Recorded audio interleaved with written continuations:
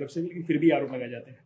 देखिए, पहली बात तो यह है कि न महाराष्ट्र में वोटों की चोरी हुई है, न देश में कई वोटों की चोरी हुई है। मुझे ऐसा लगता है कि राहुल जी के दिमाग की चिप चोरी चली गई है और उनकी हार्ड डिस्क करप्ट हो गई है। इसलिए लगातार वो झूठ बोल रहे हैं, गलत बयानबाजी कर रहे हैं और जनता का मैंडेट चोरी कर रहे हैं, लोकतंत्र को चोरी कर रहे हैं, लोकतंत्र ने दिया हुआ फैसला चोरी कर रहे हैं। और उनके फिगर भी बार बार बदलते हैं। पिछले समय का महाराष्ट्र में 75 लाख वोट बढ़े, अब का 1 करोड़ वोट बढ़े। महाराष्ट्र के वोटों के बारे में पूरे फैक्ट्स एंड फिगर्स के साथ हमने उनको जवाब दिया, उसके ऊपर वो जवाब नहीं दे पाए। इसलिए झूठ बोलकर अपनी हार को दबाने की कोशिश कर रहे, कवर फायरिंग कर रहे। उनको पता है आगे भी हारने वाले हैं, तब वो बोलेंगे मैं तो पहले कहता था।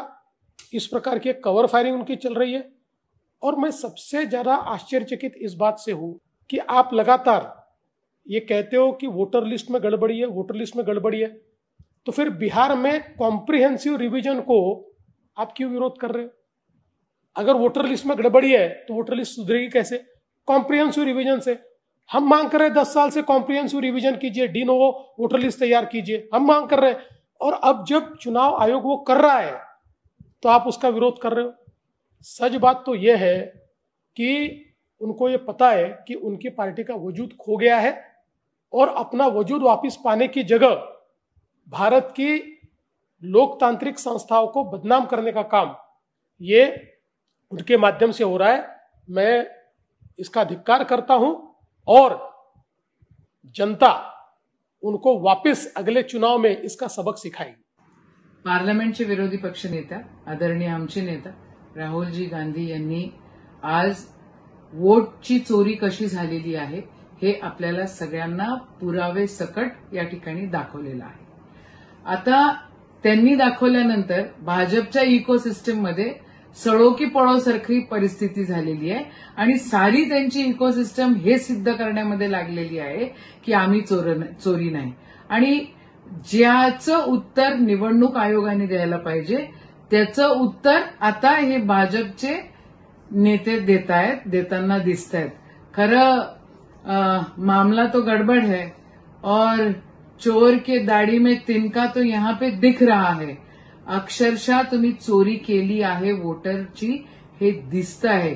कशी बदमाशी केलेली आहे हेही त्या ठिकाणी सन्मान्य राहुल गांधींनी दाखवून दिलेलं आहे। मग आता निवडणूक आयोगाने हा भाजपचा मुखवटा बाजूला सारला पाहिजे आणि या देशाची लोकशाही बळकट राहिली पाहिजे म्हणून लोकांचा विश्वास निवडणूक आयोगावर राहिला पाहिजे म्हणून त्यांनी जे काय सन्मान्य राहुल गांधींनी या ठिकाणी तुम्हाला पुरावेनिशी सांगितलेलं आहे ते तुम्ही खरं काय आहे हे सांगा ना।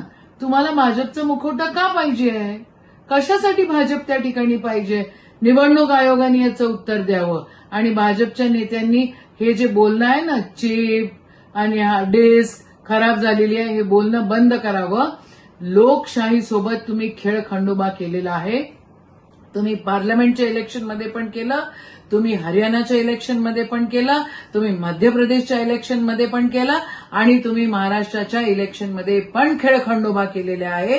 हा खेळखंडोबा काय आहे हे आता एक्सपोज झालेला आहे आणि तुमच्याकडे सत्य बोलण्याशिवाय दुसरा पर्याय नाही। सच बोलो, निवडणूक आयोग सच बोलो। राहुल जी ने चोरी पकड़ ली है, ये वास्तविकता है और ये चोरी इस देश की लोकशाही को खतरा है इस चोरी का आणि आपल्याला या सगळ्या गोष्टी खरं व्यवस्थितरित्या लोकांपर्यंत आल्या पाहिजे याची जबाबदारी त्या निवडणूक आयोगाने घेतली पाहिजे।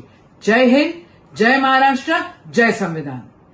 आपल्या शहरातील ताज्या घडामोडी पाहण्यासाठी रणनीती टाइम्सला सबस्क्राइब करा आणि बेल बटन प्रेस करा, लाईक आणि शेअर करा।